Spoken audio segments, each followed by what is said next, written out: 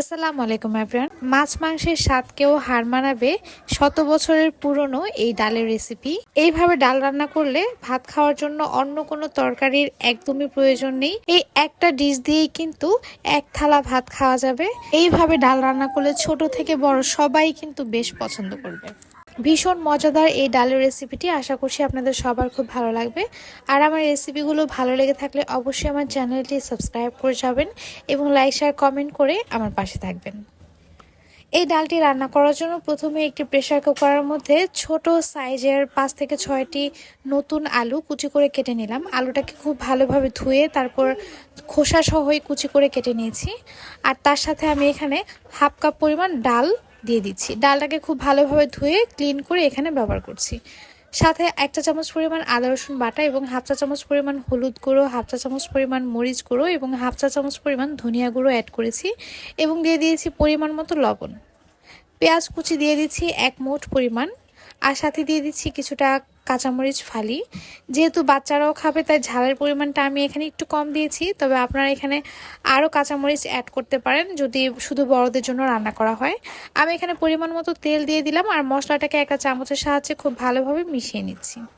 নতুন আলুর এই সিজনে একবার হলেও এই ডালটি রান্না করে খাবেন, এটা খেতে খুবই মজা হয়। আর নতুন আলু দিয়ে রান্না করলে তো কথাই নেই। আমি এখানে পরিমাণ মতো পানি দিয়ে দিচ্ছি, প্রায় 1 লিটারের একটু বেশি পানি এখানে ব্যবহার করেছি। এখন প্রেসার কুকারে ঢাকনা লাগিয়ে চুলার আঁচটা হাই রেখে 5 থেকে 6টা সিটি দিয়ে নেব। মিডিয়াম সাইজের একটা পেঁয়াজ কুচি করে নিয়েছি, সাথে ধনিয়া পাতা এবং কাঁচামরিচ কুচিও অ্যাড করেছি। সামান্য পরিমাণ লবণ দিয়ে এখন পেঁয়াজটাকে খুব ভালোভাবে এইভাবে হাত দিয়ে চটকিয়ে নেব। এখন এর মধ্যে 4টা ডিম দিয়ে খুব ভালোভাবে ফেটিয়ে নেব। আপনারা চাইলে পেঁয়াজ কাঁচামরিচ না দিয়ে শুধুমাত্র লবণ দিয়েও এই ডিমটা ফেটিয়ে ভেজে তারপরে এই ডালের মধ্যে ব্যবহার করতে পারেন, তবে ডিম ভাজার মধ্যে পেঁয়াজ এবং কাঁচামরিচটা দিলে সেটা খেতে বেশি মজা হয়। ডিমটা ফেটিয়ে আমি একটা সাইডে রেখে দেব। প্রেসার কুকারে 5টা সিটি বেজে উঠেছে। এখন প্রেসার কুকারটাকে অফ করে অপেক্ষা করব যতক্ষণ না পর্যন্ত সম্পূর্ণ সিটিটা বের হয়ে আসে। অন্যদিকে একটি কড়াইয়ের মধ্যে আমি তেল দিয়ে এখন যেই ডিমটা ফেটিয়ে নিয়েছিলাম সেই ডিমগুলোকে একবারই দিয়ে দিচ্ছি। ডিম ভাজার ক্ষেত্রে একটু পরিমাণে তেল বেশি দিলে সেই ডিম ভাজা খেতে কিন্তু ভালো হয়। অল্প তেলে ডিম ভাজলে সেই ডিমটা খেতে কিন্তু অতটা মজা হয় না, যদিও সেটা স্বাস্থ্যকর, তবে খেতে কিন্তু বেশি মজা হয় না। ডিমের একটা পাশ হয়ে গেলে আমি এটাকে উল্টিয়ে দেব এবং তারপর আরেকটু তেল দিয়ে দিচ্ছি।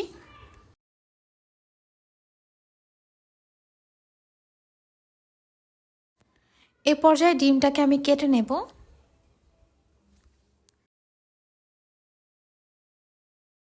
ডিমটাকে কেটে আমি এখন এটাকে উল্টিয়ে দিচ্ছি। ডিমের সাইজগুলো আপনারা যেমন রাখতে চান সেইভাবে এটাকে কেটে নেবেন। আমি ছোট ছোট করে এই ডিমটাকে কেটে নিচ্ছি। ডিমটা ভাজা হয়ে গেলে এখন কড়াই থেকে এই ডিমটাকে আমি নামিয়ে নেব।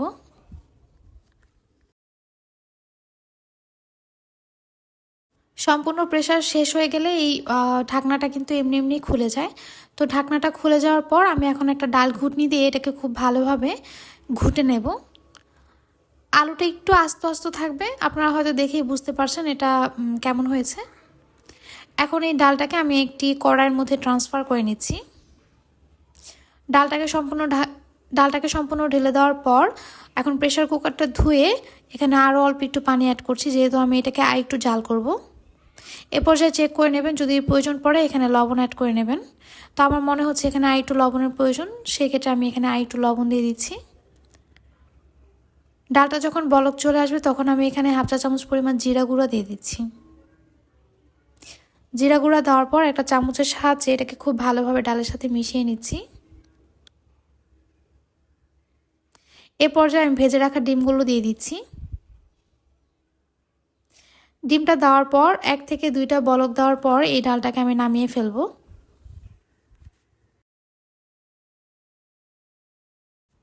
আপনারা যদি ডালটাকে আরেকটু পাতলা খেতে চান তাহলে সেক্ষেত্রে এখানে আরেকটু পানি অ্যাড করতে পারেন।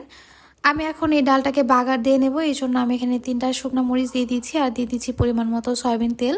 সাথে সামান্য পরিমাণে 5 ফোড়ন অ্যাড করব। 5 ফোড়নটা এমনভাবে দেবো যাতে 5 ফোড়নের স্মেলটা ডালে আসে কিন্তু মুখে যাতে না পড়ে। এইভাবে করে পাঁচফোড়নটা অ্যাড করব। আমি অল্প পরিমাণে পাঁচফোড়ন দিয়েছি। পাঁচফোড়নটাকে কিছুক্ষণ ভেজে আমি এখানে রসুন কুচি এবং পেঁয়াজ কুচি অ্যাড করছি। এখন পেঁয়াজ আর রসুনটাকে ব্রাউন করে ভেজে নেব।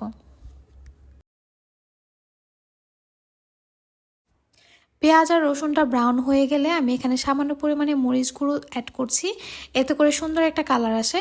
মরিচ গুঁড়ো দেওয়ার পর আরও কিছুক্ষণ এটাকে ভেজে নামিয়ে ফেলবো। আর এই বাগারটাকে এখন ডালের উপর দিয়ে দিচ্ছি।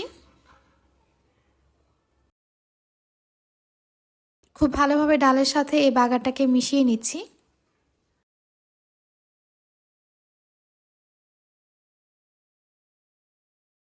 সামান্য পরিমাণে ধনিয়া পাতা কুচি দিয়ে দিচ্ছি। একটা বলক চলে আসলে আমি এখন এই ডালটাকে চুলা থেকে নামিয়ে ফেলবো। এখন এটাকে খাওয়ার পালা। দেখতেই পারছেন এটা দেখতে কতটা আকর্ষণীয় মনে হচ্ছে। এটা খেতে কিন্তু খুবই মজা ছিল। আপনারা বাসায় এটা অবশ্যই ট্রাই করবেন। আপনারা যদি এই ডিশটা বাসায় রান্না করেন তাহলে আর অন্য কোনো কিছু রান্না করার একদমই প্রয়োজন নেই। এটা খেতে এতটাই মজা হয় যে বড় থেকে ছোট সবাই চেটেপুটে খাবে। আশা করছি রেসিপিটি আপনাদের সবার খুব ভালো লেগেছে। ভালো লেগে থাকলে অবশ্যই আমাকে কমেন্ট করে জানাবেন এবং আমার চ্যানেলটি সাবস্ক্রাইব করে আমার পাশে থাকবেন। আল্লাহ হাফেজ।